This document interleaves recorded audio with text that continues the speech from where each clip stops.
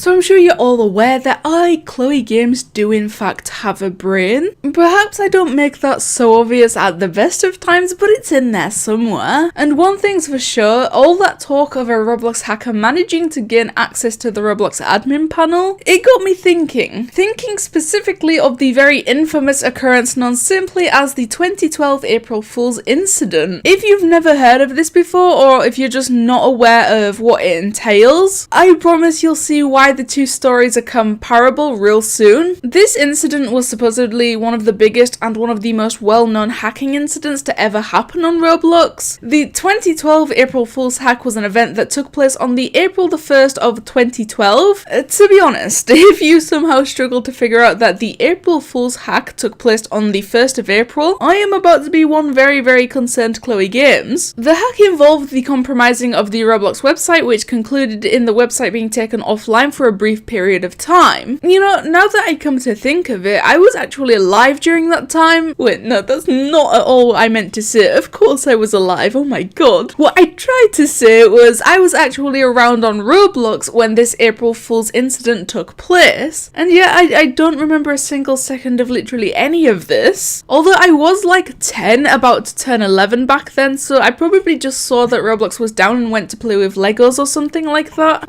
Innocent children being none the wiser to things like this taking place, till 8 years later when they become a Roblox YouTuber and discuss these happenings. This is some kind of full circle moment and I really don't like it. But there's one thing that I do like more than anything in this world, and no, I am not talking about Brendan Urie, but thank you guys for noticing. It would be real nice to see you guys leave a like on this video because it helps me out a lot. Plus, why not subscribe so you don't miss any future videos from me, myself and I? Whilst there was no actual hacking of the website, the event was widely referred to as such during and after it took place. I suppose at this point it's just Roblox community culture to call literally any minor inconvenience a big scary Roblox hack caused by big scary Roblox hackers. It was close to impossible for this to happen, but I do kind of wish I was more aware of this happening back in 2012. You see, that way I could give more of a personal viewpoint on this rather than just the perspective of other people, but either way, I guess both me and you are learning something new in this video. But with saying that, if any of you guys got to experience this 2012 situation, I'd absolutely love to hear about your perspective of things in the comments. The incident was believed to be started when players were able to exploit access to the Roblox admins panel. Yeah, and now you probably understand why the recent hacking of the access to the admin panel kinda reminded me of the April Fool's hack of 2012. On April the 1st in 2012, an unknown user caused what would become the website's most notable hacking. It's crazy to me that whilst they clearly have a lot of speculation and thin ideas of who's responsible, but even so there is no surefire way to catch the culprit in something like this. So apparently the hacking of the website, or so it's called, included something regarding the currency system and the item catalogue, now known as the avatar shop, let's be getting that right. The prices of hats in the catalogue went down tremendously during this time, and hats were released by the minute for $1. The thing about this happening, as well as a bunch of other stuff, is probably most players saw this as genuinely just an April Fool's prank and nothing more than that. Some of the names of hats were changed, such as Explosive Hair being changed to Rocket Hair, Hooded Space Lord to Noob Hood, and Mementera Mori to Candle Skull. You guys try seeing this happen on the 1st of April and tell me you wouldn't think it's just a prank for April Fool's Day. Probably the weirdest but now laughable part about this was the use of the warning banners. You know how when Roblox sends out a message and it would just sit at the top of the website in an orange bar, or I suppose now it's grey. But either way, banners were added to the top of the site and frequently changed colours and displayed questionable content. Thank God for Roblox historians, because without them we wouldn't get to see the gems that were these hacked banners. Examples include, but were not limited to, always share your passwords with strangers, kids.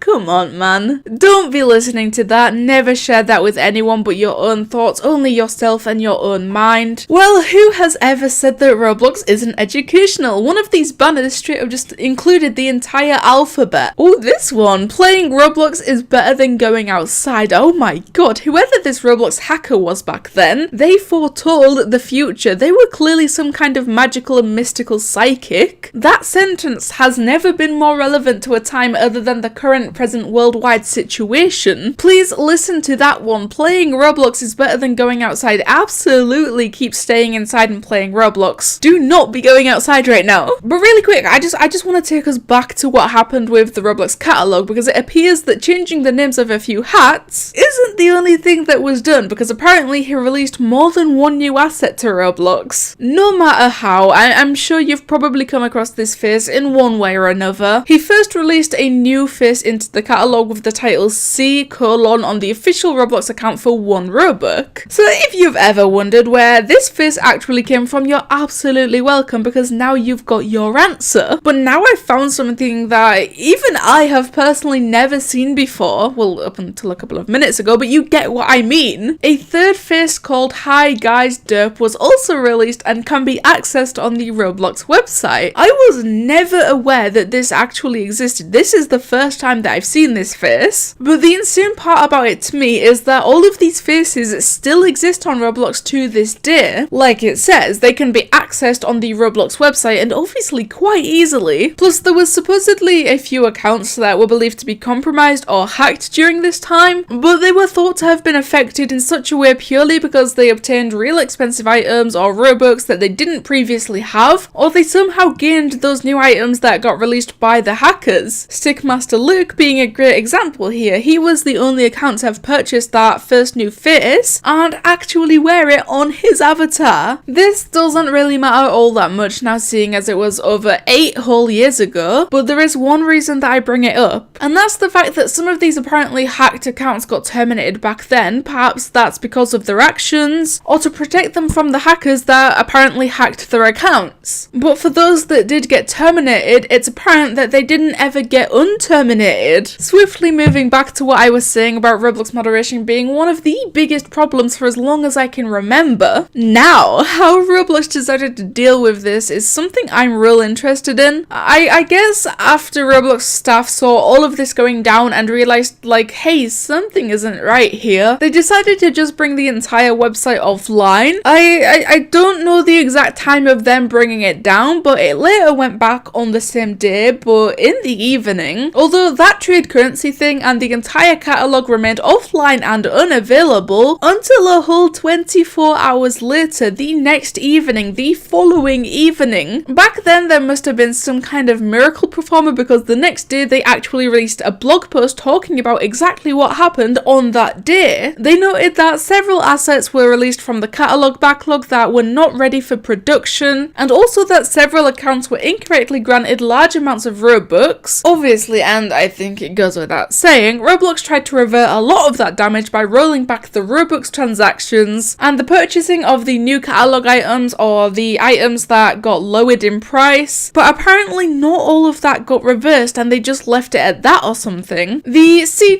face was changed to Dr. Smith face and was temporarily available for purchase. I guess they tried to find some light in the situation by literally just leaving it on sale, something that they would probably never ever do now. I don't know why I never bought it either, but to be honest, I was 11 like I said, so little 10 or 11-year-old Chloe probably saw that face and thought, ew, that's ugly, why would Roblox create this? But it seems like during this day there was a lot of this going down within the Roblox forums, like a lot of it just appears to be housed there. Just a lot of broken rules, like a lot of broken rules. What an insane day for Roblox players that must have been. Can you imagine opening up Roblox just to play your favourite game and all of this stuff just begins to happen right in front of your eyes? Truly wild stuff, and it would have been better to have personally witnessed it for the sake of this video, but come to think of it, I'm kind of glad I didn't. I don't think little 11-year-old Chloe would have dealt with these events very well. But anyway, let me know what you guys think of the hacking that was the 2012 April Fool's incident. Thank you guys so much for watching, and I'll see you